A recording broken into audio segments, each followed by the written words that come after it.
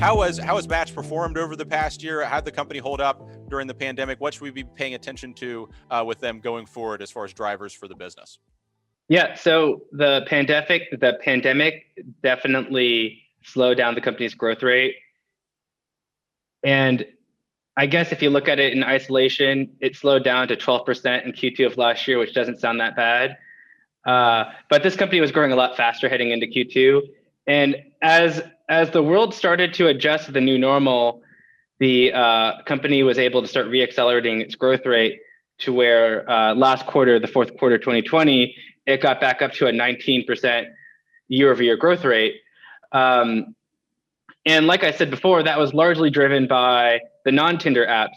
And if you think about it, it makes sense that the non-Tinder apps did better because if you think about what Tinder stands for, it's synonymous with being more of like a spontaneous, like meet someone at a bar app or hookup app.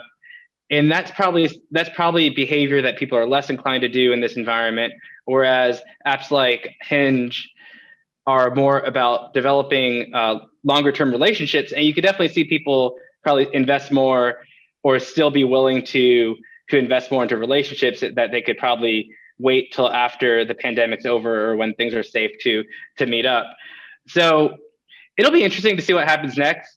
The company did give pretty good guidance that basically revenue is going to keep growing at like a high teens rate.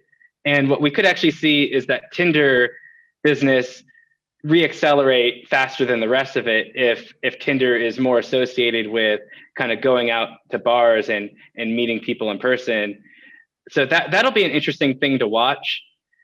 I think the last thing, one of the stories here that I think is really interesting is just the difference between like where Match is today and where Bumble is.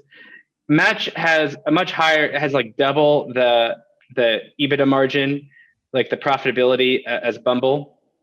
So Match is doing like a high 30% EBITDA margin, whereas Bumble is doing like a mid 20% EBITDA margin.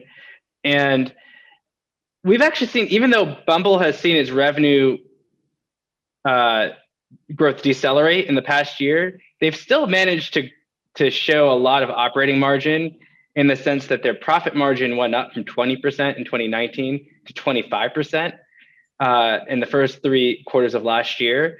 So as Bumble continues to grow, it'll be really interesting to see if they could catch up to Match's margins. And that could definitely be a bull case for owning Bumble.